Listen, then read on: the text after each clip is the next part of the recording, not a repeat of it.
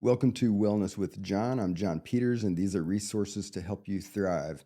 So, in this video, I'm going to talk about the number one question that I get asked as a therapist by friends and patients, which is, how did you not burn out? I've been doing this for 25 years now, and people often wonder how a therapist doesn't burn out and keeps doing it for a long time. So, stay tuned and I'll explain.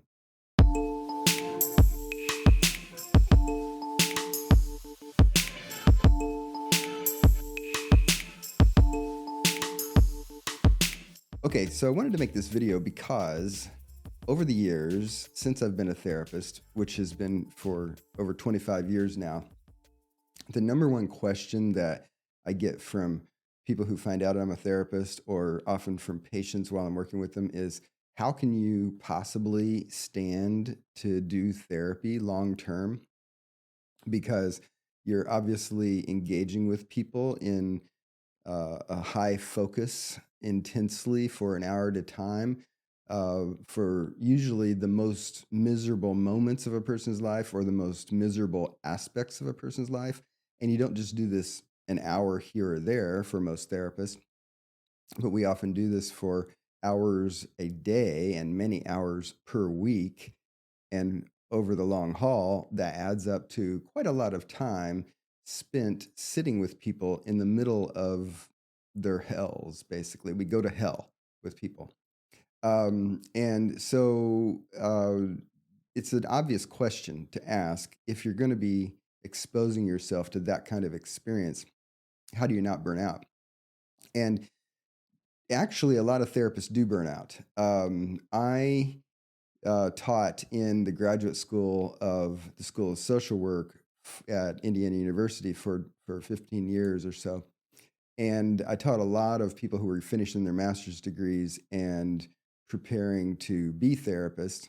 And I also, for many years, was a clinical supervisor. So once you graduate with your master's degree, you really can't be a full therapist until you have accumulated a certain amount of clinical work under supervision of somebody who has a certain credential.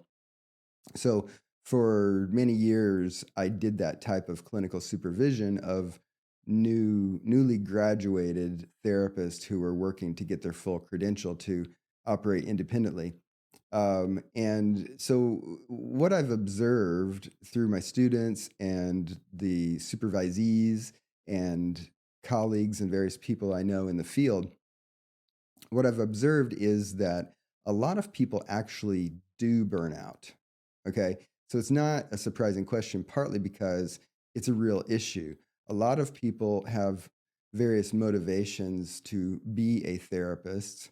The most common one I think is a little thin, but a lot of times people just say, I'm a good listener.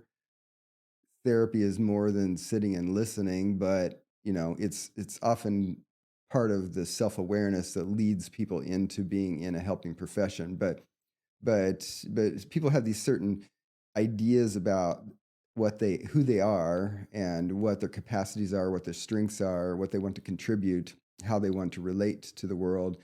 And psychology also has a lot of seductive attraction because it's intricate, it's intellectually interesting, and it's very stimulating.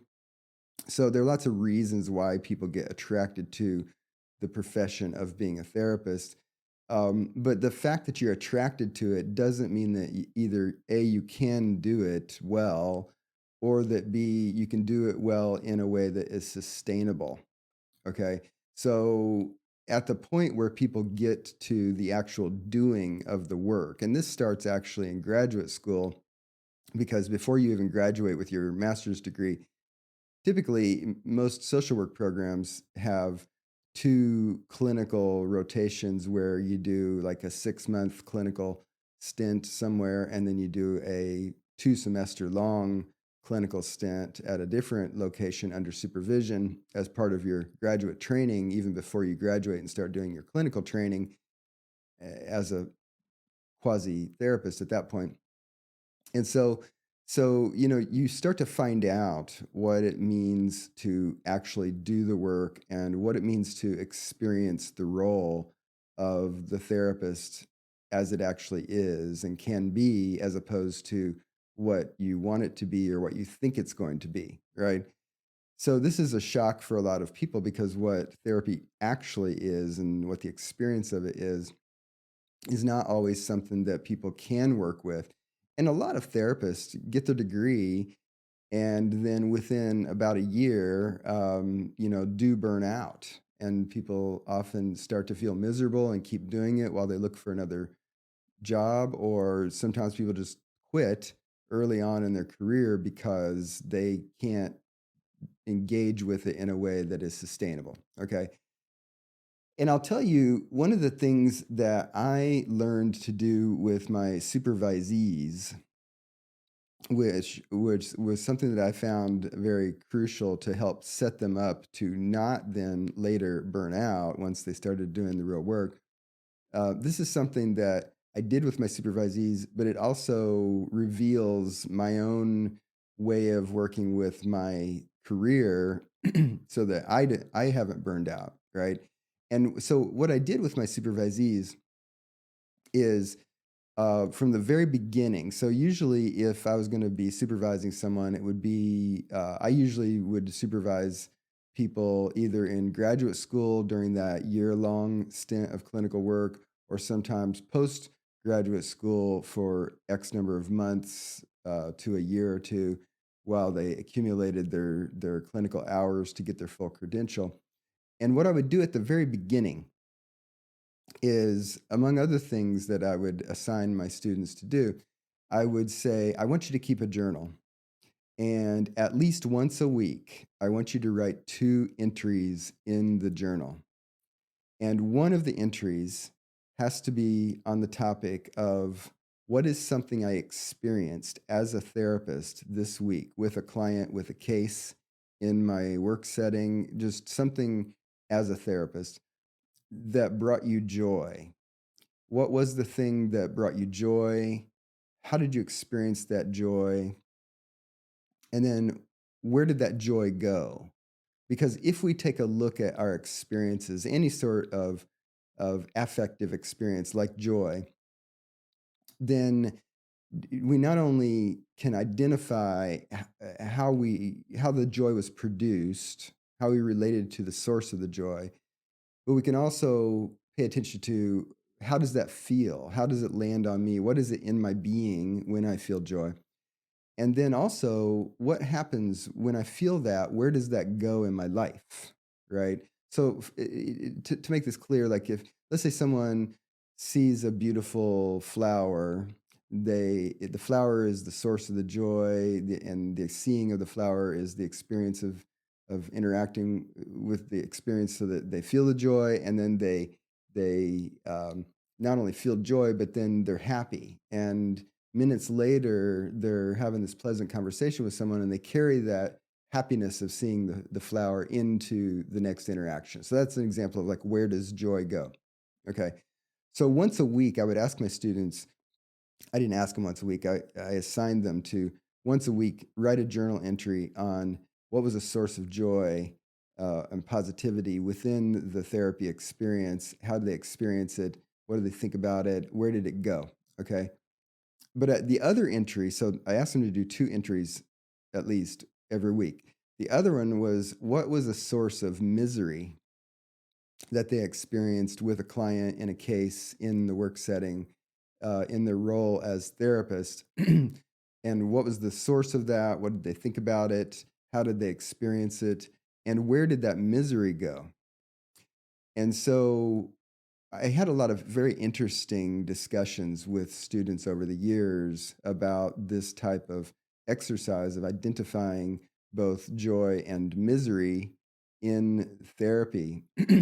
But I think that for me, the main reason that I asked my students to do that is that this is the way that I have worked with my career, because I don't think that avoiding burnout is simply to have a net positive effect of the experience. And what I mean by that is, I don't think that at the end of the day, if you say, okay, yes, there are these miserable aspects of therapy, but there's also these positive aspects of therapy, whatever they happen to be. You derive some satisfaction from the role, and the positive outweighs the negative. I don't think that that's necessarily the way to prevent burnout. I think that's part of the calculus, but you could have someone who has a net positive effect, and yet the miserable aspects are miserable in a way that progressively burns the person out because they're just too miserable. And this is why people ask the question when they ask it in the first place of how could you possibly be a therapist? Because people kind of see it as just withstanding a big wall of crap every day. You know, I begin a session with a patient and I'm going to encounter something that is miserable for the patient and vicariously miserable for me. And so, you know, I have a 45-minute session of just withstanding that in a way. And then I have multiple sessions during the day. And so I've got this wall of crap that builds up that I'm withstanding. It doesn't matter if at the end of the day I say that, well, there are these positive aspects of being in that role and they outweigh the negative. If the negative is too negative, it's going to burn you out. Okay.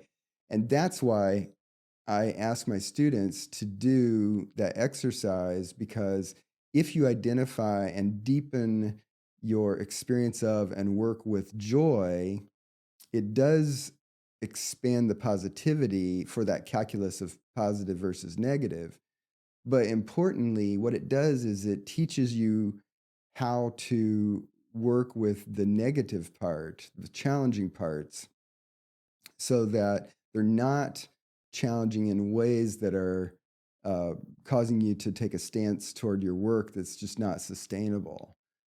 Because eventually, you know, that negative part, if you're not working with it in a sustainable way, it's going to build up and become increasingly negative over time, and then eventually it just reaches the tipping point where the negative then outweighs the positive. Okay, and I think that this is a way that we can avoid burnout in lots of aspects of our lives, even if you're not a therapist. It's potentially an exercise that you can do in your life to think about what are my sources of joy and how do I experience them? What's my attitude toward them? What's my stance toward them? When joy lands on me, where does it go in my life? How does it show up in my inner experience, in my outward behaviors, in all different ways that you could answer that question of where does joy go? I think that that's an important thing for us to explore in our lives, just existentially. But I also think that where does misery go? Like, what do I find miserable, and how do I experience it, and where does it go? Right? If you have a stressful day at work and you go home and you yell at your kids, right? Your misery at work is showing up in your family life, right? This is something that we need to take a few moments at times to examine: where does joy go? Where does misery go in our lives? And how do we work with it? Now, I'll tell you that for me, part of that deeper work with joy and misery relates to my values. And I think that once we get into this process of deepening our understanding of joy and misery in our life, as I was just explaining, we are going to come to values. And I talked about values in the context of acceptance and commitment therapy, and this dovetails very well with why values show up in ACT. But I think values clarification in our life is important in lots of ways. I'm going to actually make more videos about values clarification on this channel. But values inform us in lots of ways in terms of what we point ourselves toward, how we experience the various elements of our life, how we work with them, how we potentially can deepen them. But in my case, in terms of like my stance toward my career as a helper, my values are part of what enlivens me and makes the joyful parts deeper. And it's also part of how I deal with the miserable parts. And also, one of the things that people sometimes find out when we have a discussion about this, why are you a therapist and how can you possibly deal with withstanding a wall of crap all day, every day?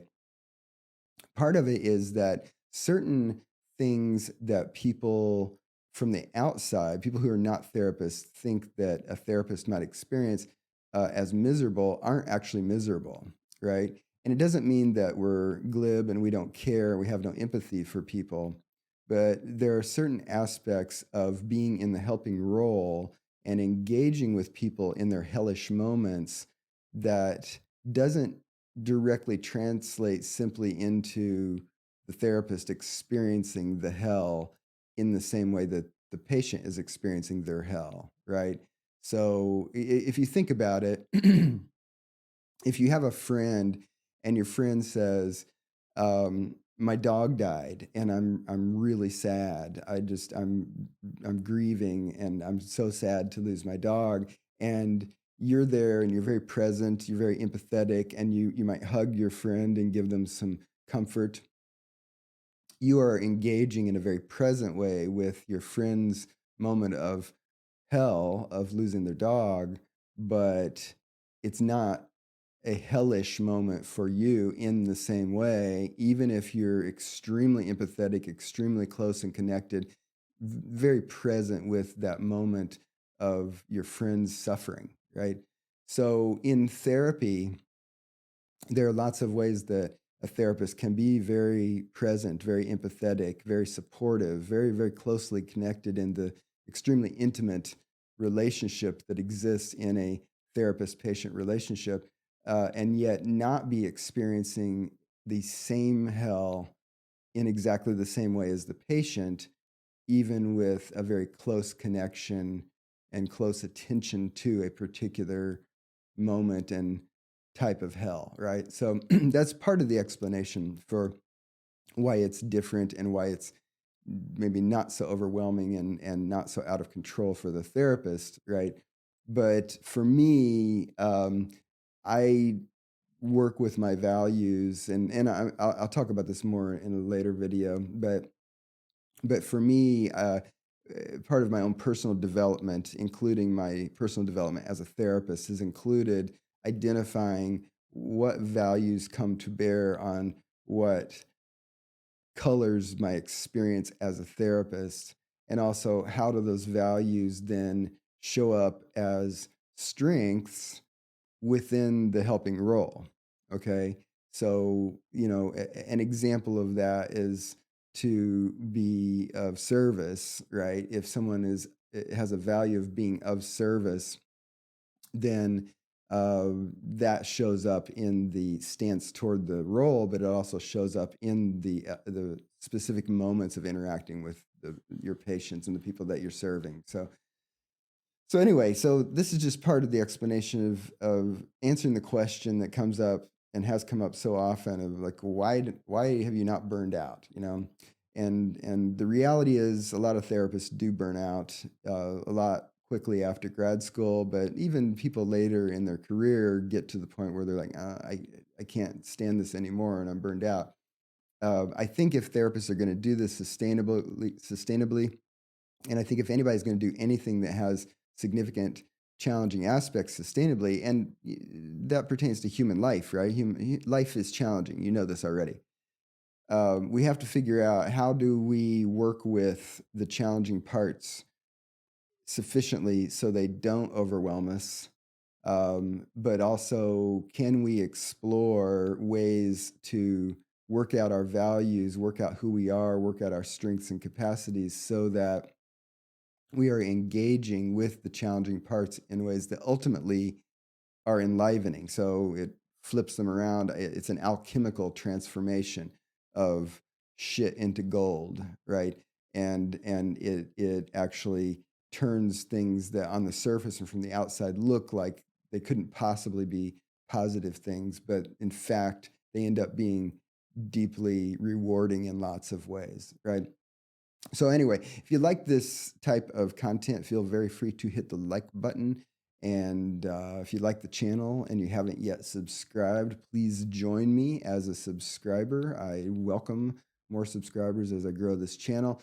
And if you have comments, I welcome comments too, because it helps me understand what people are thinking about the videos and what types of videos I want to make in the future to be satisfying to my subscribers on this channel. So I will see you in an upcoming video.